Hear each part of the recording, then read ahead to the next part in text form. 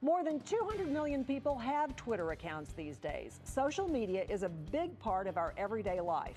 Coming up, an in-depth look at privacy online and how social media is affecting marriages. If you have questions you want to ask our social experts, put them to our experts. Use the hashtag DFW Privacy on Twitter, and we may just ask those questions live. Coming up. Good news for Twitter fans. Using Twitter on your Apple device will soon be easier. Beginning next month, Apple's new iOS 5 will include deep Twitter integration. No, I didn't know what that meant either. That means that about 200 million users will be able to do things like post photos, videos, and links to Twitter with a single tap on your iPhone, iPad, or iPod Touch. Right now, of course, to post pictures or anything like that, you have to go through something like Flickr. Twitter's latest move to become the world's leading social media network dealt a blow to Facebook, and Facebook is under investigation right now in Europe for its face recognition software. That software suggests people's names to tag in pictures. You know about that without their permission. You can disable the feature, and Facebook explains how to on its blog. So we're going to talk about social media because it's been in the news recently with marriages and divorces. And joining me now is Mike Merrill, president of the Social Media Club of Dallas. Thanks for coming in, Mike. Appreciate it. Thank you for having me. Okay, 200 million people using Twitter, 500 million on Facebook right now. Give me an example of how serious a privacy problem, a common one, can be. Well, I think, there's no doubt that Facebook has fundamentally changed how we communicate with friends, family, and businesses. Replaced email in a lot of ways. Well, and I see it every day. People don't make their profile private, so people can not only find their address, but their cell phone number and other discriminating information that can affect them in a job search, or even just sharing things, talking about people at work, and it's publicly available on their wall. Okay, a lot of people will ask me, why are you on Twitter? I tell them it's an excellent way to get news quickly. Is that right? It absolutely is, and I think Twitter has demonstrated that it can bring news to people that are using the source. The one example is, you think about the miracle on the Hudson, where the first shot of the plane that landed in the Hudson came from someone on Twitter. Yeah. Okay, I think that the new study, and I was just looking at this, says that the average Facebook user spends 4 hours, 35 minutes a month on the site. I don't think that's accurate. I'm sorry. Well, and we recently did some research in this area, and I think that grossly underestimates what the average person is using Facebook. Some estimates say the average user is spending 25 minutes a day on Facebook. That's more than that. Right? You add that up. Significantly more. More interesting when you think about Facebook is, for most people, it's the first thing they look at in the morning and the last thing they look at night. And think of the impact to our society, our culture, and to how businesses reach consumers.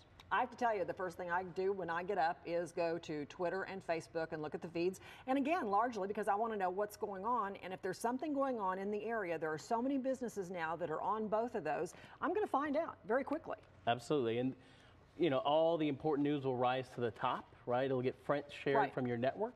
You'll learn about things you didn't know about, but if it's really, really viral, it'll also come to your social networks. Okay, now let's talk about this texting and sending pics kind of thing and all that. Congressman Anthony Weiner, we've heard that name a lot this week. Tiger Woods, Brett Favre, all men who got caught in sex scandals involving social networks and texting. Experts say online media is becoming a big factor in everyday marriages and divorces. Here on Nonstop Nightly, we take an in-depth look at things that concern you. And some internet addiction specialists say that now that more people are using networking sites like Facebook and Twitter, they're having a lot more virtual affairs, if you will. What surprises me is that it surprises other people, because this is going on by the millions every day all over the country. Obviously, it's very addictive, and so doctors say that because it's addictive and the easy access, people can get wrapped up in it very easily. Mike Merrill is going to stay with us, and joining us now is Brad Lamorgese, and if he's a family law attorney with McCurley, Orsinger, McCurley, Nelson, and Downing, and I hope I got all of that right. You got it. Brad, is there a spike in divorce cases using social media and texting that you're seeing here? And if so, what's the most common issue? Inappropriate texts or what? Absolutely. We're seeing lots of Facebook evidence, used to be MySpace, texting. It's really a treasure trove of evidence that we didn't used to have back before social media, and texting and instant communication has complicated divorces, and and certainly given us a whole lot of evidence that we didn't used to have. Is it texting or stuff like Facebook and Twitter right now? All the above. You know, the congressman is going to see his Twitter pictures and messages probably in a divorce court. You'll see a lot of Facebook evidence. We'll subpoena text messages or literally get them off the phone. Most phones are computers nowadays, so all of that is evidence. Okay, Mike, you're on my Facebook page, and one of the people on my Facebook page this afternoon said, I don't think that the companies can keep those texts for a long time. My lawyer said that AT&T doesn't keep the transcripts of those, right or wrong? And if you would address that also, Brad.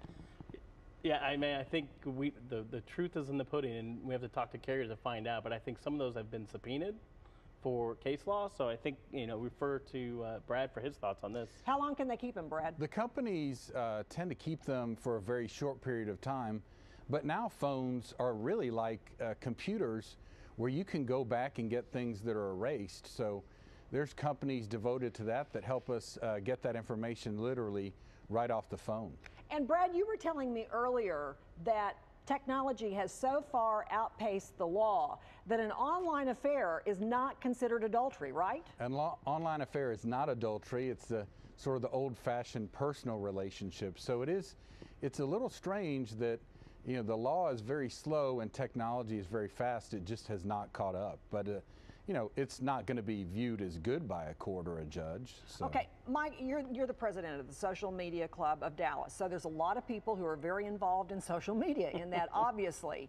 Do you see people who are addicted to online affairs and stuff like that? I mean, I know they're not going to be open about it, but you see this kind of stuff. I mean, you can follow someone's behavior online with, you know, the messages they're sending, the text they're posting, the pictures they have on their wall. You know, for example, your friend, an old friend from college, it's fairly easy to tell pretty quickly from their photos whether they're single or married sometimes by the photos they post online. But also, you know, this social media gives us a great eye into everything that's going on in someone's life. You can really see a lot about a person and the way they carry themselves, the people they interact with, and especially if they check in using check-in applications, telling people where they're at. Right, it can lead to a lot of information. So, I mean, have you seen people that you know break up, marriages get into trouble because of social media, personally? I'd rather not comment on personal friends, but I have seen cases where there was a case last year at South by Southwest where there was a Twitter account going on where her husband went to South by Southwest and she could see all of his activity where he was checking in. Oh, wow, and yeah, Foursquare.